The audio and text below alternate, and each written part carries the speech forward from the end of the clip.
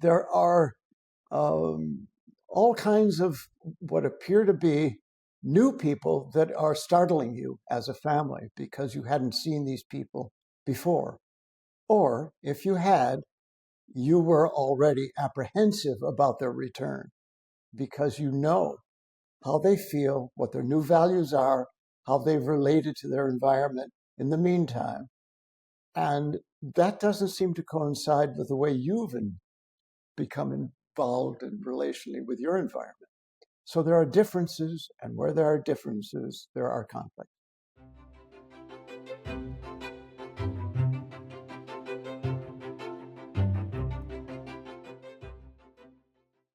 Hi there, my name's Leah Donnell. I'm here today with Roger Spolensby, author of It's Not Your Fault. It's a book about his psychological theory, structured psychology, and we are going to discuss how you can use structured psychology to make your Thanksgiving visit go a little bit better, or at least understand why it's not. So Rogers, welcome. How are you doing today? Just fine, thank you. Yes, Thanksgiving is on its way. A lot of people are panicking out there.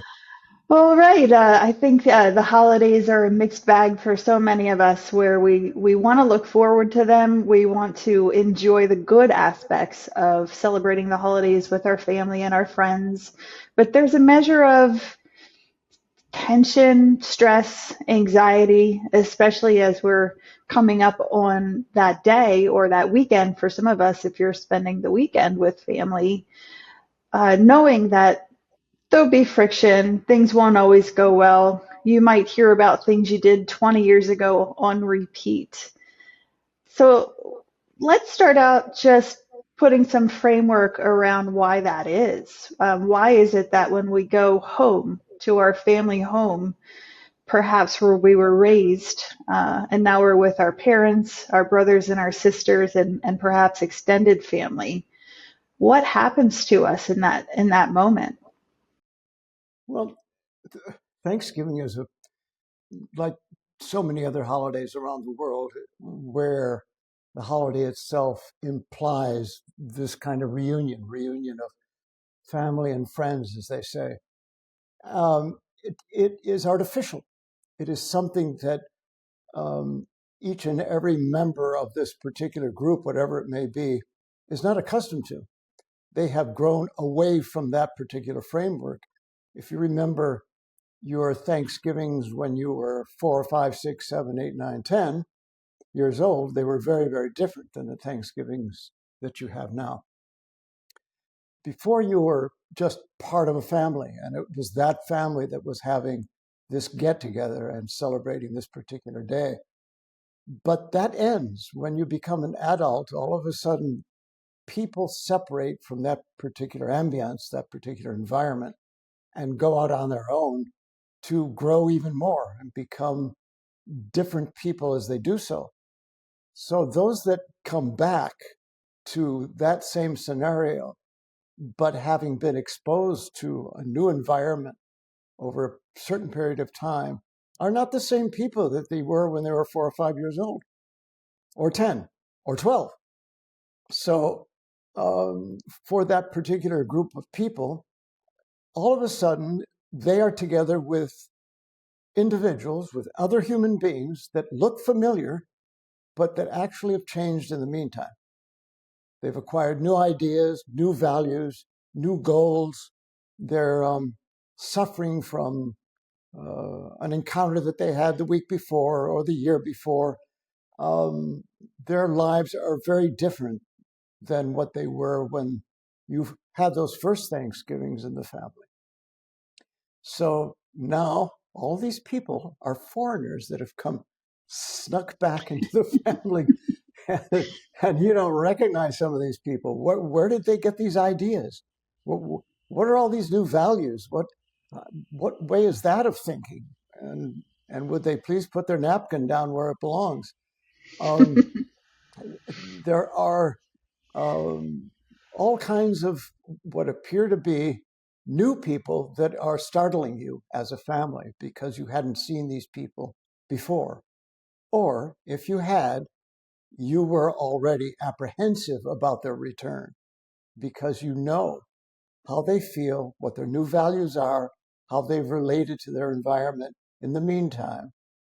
And that doesn't seem to coincide with the way you've become involved in relationally with your environment. So there are differences, and where there are differences, there are conflicts.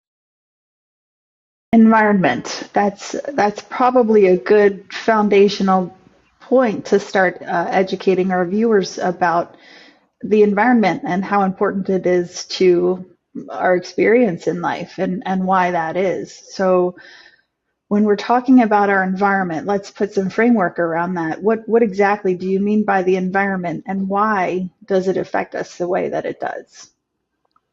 Okay, well, this, of course, goes back to the original theory that sustains my views on personal relationships from the very get-go. Once one understands the theory of structured psychology and how, from a psychological point of view, we become active relational human beings, they'll understand that the environment, that is to say, everything that we relate to outside of ourselves, is part of who we are as well. That is to say, we cannot do without that environment. We cannot do with those people that are near to us, that we relate to where we live, to our neighbors, to the everyday people we see at the office or wherever we may work. They are part of our environment and they are part of us. But my environment isn't the same as yours, and your environment isn't the same as your Aunt Bessie's. And no one's environment is exactly the same. And yet, that environment is very much a part of who each one of us is. So when different environments are all together and begin to relate to each other, with the differences that are implied in those environments, there will be conflict. But if you're returning to your family home, you're returning to a former environment. So aren't you a part of that environment? Isn't that already a part of you? Yes, but it's an environment that's changed. That's the whole point of understanding how structural psychology works. We are ever changing.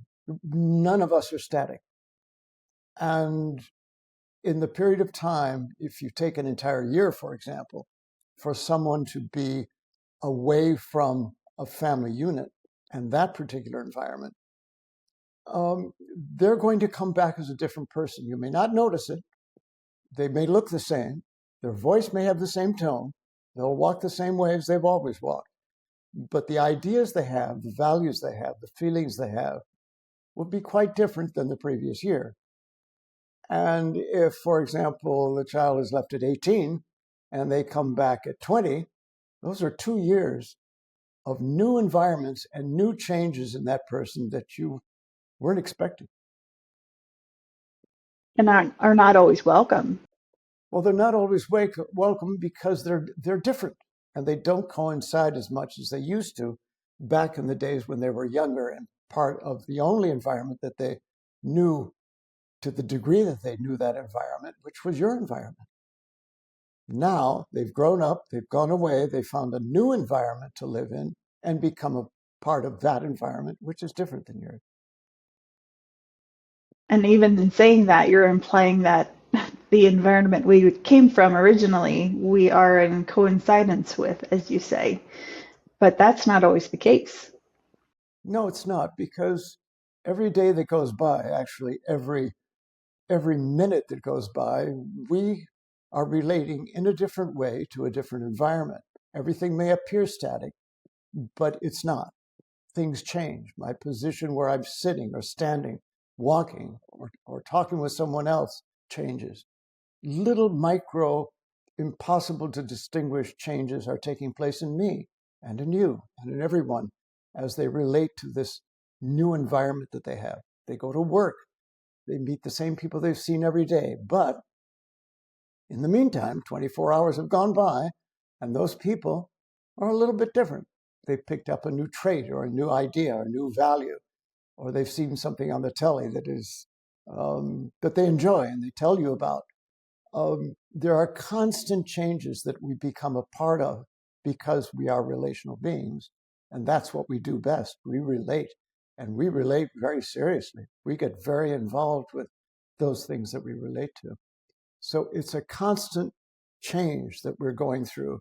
And some of those changes will conflict with the people we are and they are as a part of that environment. So, as we get ourselves prepared for this holiday, what can we do to help fix ourselves? Get ourselves ready so that we can be in coincidence with our environment and have the best time ever. Well, I think that's an ideal we want to throw away in the trash because it's not going to exist. I think it's more of a question of accepting and understanding what's going on. That's the most fun. And it's the one that can relax us better than anything else. If we understand that we are going to be coming in relationship with, in contact with, a whole series of changing people. And we've changed at the same time as well. We're not static. Nobody is. Nothing is. Understanding that that is what has been going on in the background. That is what we're going to be confronting ourselves with. And that understanding gives us a whole different perspective on how we're supposed to interact with those around us. Use the time that you have with these changing people that are so interesting to learn new things and to be impressed and challenged and delighted by the way that they've changed, the new ideas they have. Be more in a situation in which you accept these things that you hadn't seen in a year or that are brand new to you, just as nuances of life itself, and accept them. It's much easier simply to accept them, not to criticize them, not to judge them, but to be fascinated and interested by them. That can be easier said than done, especially when you are talking to people that don't have this awareness or aren't interested in exploring these areas that we're talking about. So, what would you say in those cases? You don't have to. That is to say, those that are participating in this particular reunion, Thanksgiving, Christmas, whatever it may be, don't have to be aware of that in order for this to work. But it does have to be part and parcel of who you are, the person that is part of this particular reunion, part of this new ambience, this new environment. If you're up and running, if you understand what's going on and fully accept the results of this part of life that you're going through, you will not suffer from this encounter. You'll become enriched. You'll enjoy it. It'll be perhaps conflicted between members of the family or the group of friends that you have. But enjoy that by enjoying the understanding that you have why these things are happening. These people are new people. They're new people every day. They've had a whole year maybe to become the people that they are differently than they were the year before. And just be interested, just be fascinated by, just be engaged. And understanding why this is happening as a part of life will take the onerous off of you as to somebody who has to fit in to to a different ambience. There is no obligation, but understanding does become obligatory if you're going to get through this alive and well.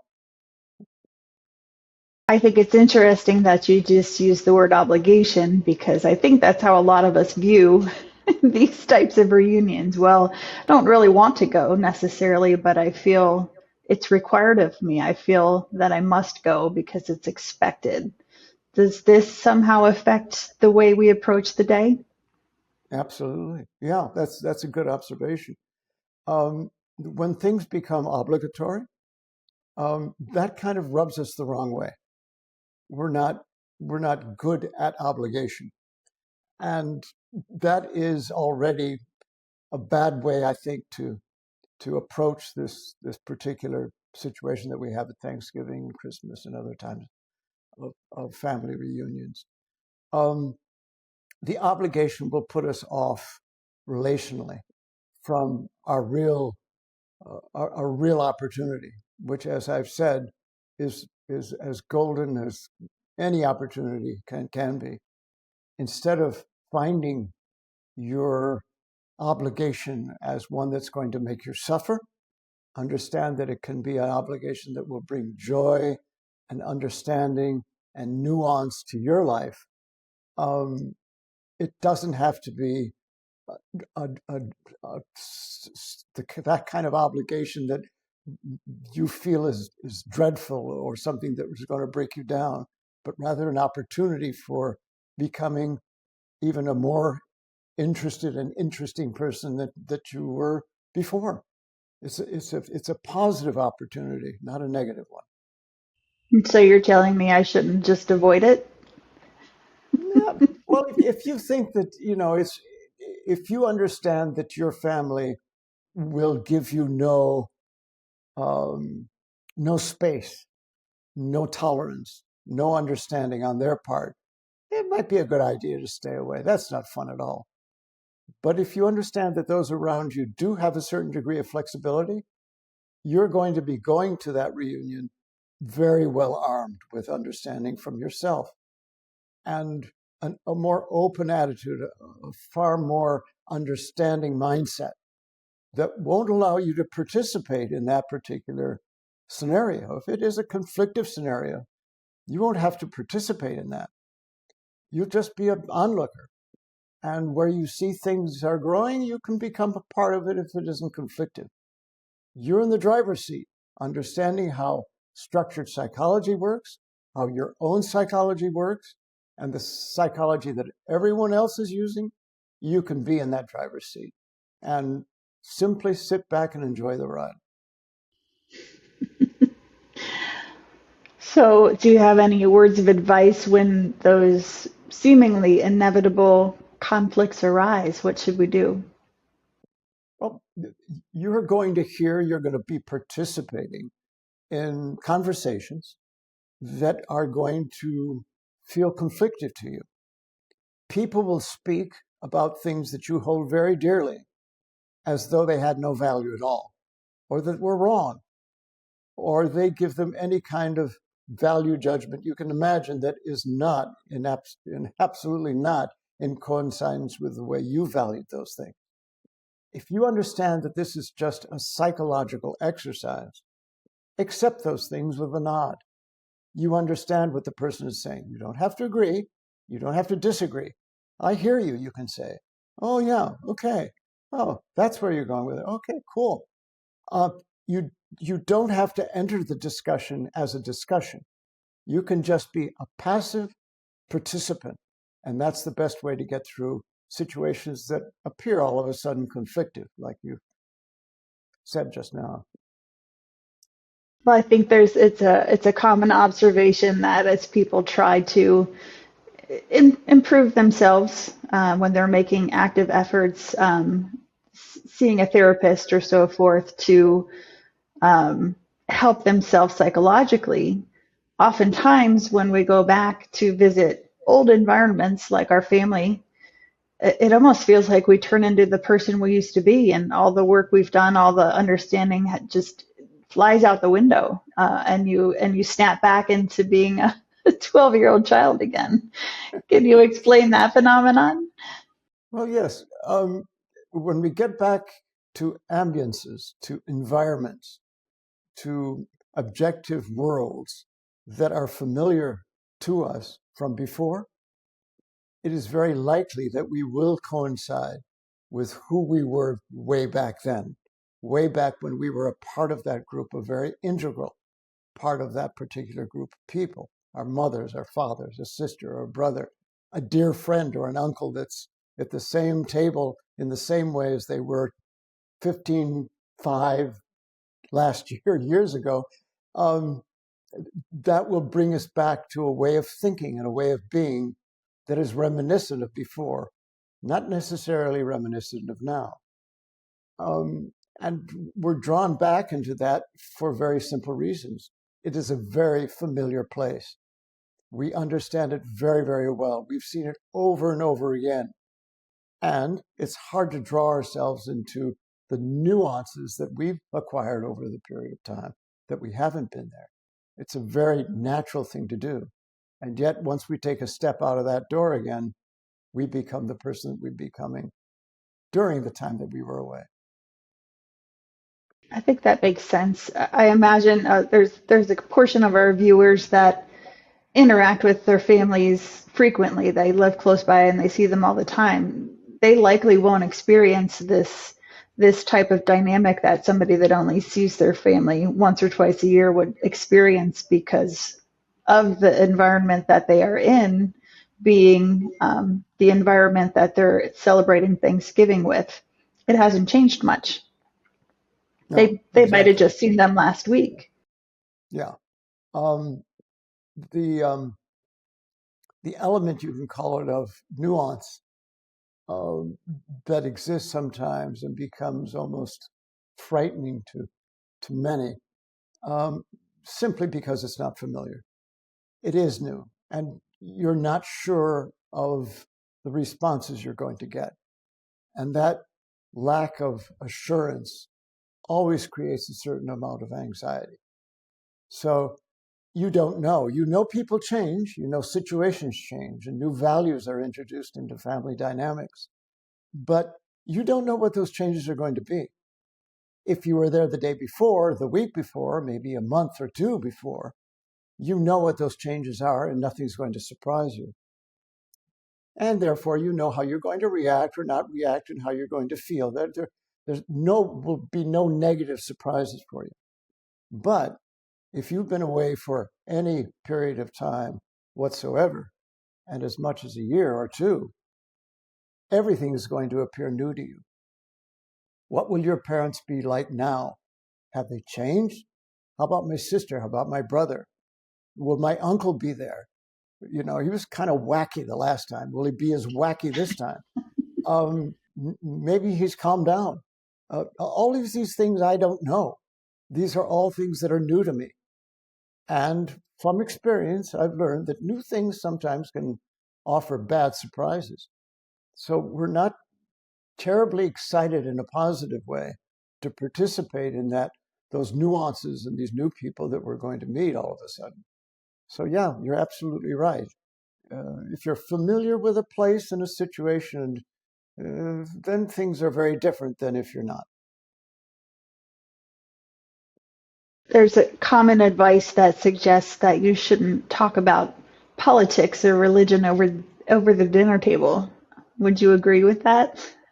Yes, it would. Absolutely. And why is this fascinating? It's very, very interesting that you brought that up. Um, Religion and politics are mindsets, and they're mindsets that are directly referential to value. And when we talk about value, we talk about human value here. So one's religion or one's political stance or view, or views as a plural in general, um, people hang on to very, very tightly. They are what justifies the way they are, what they think, how they behave, their approaches to life itself, what they think is good and what they think is bad, what they can accept, what they can reject, is represented by their political beliefs or their religious views. So those are two things that don't have a lot of flexibility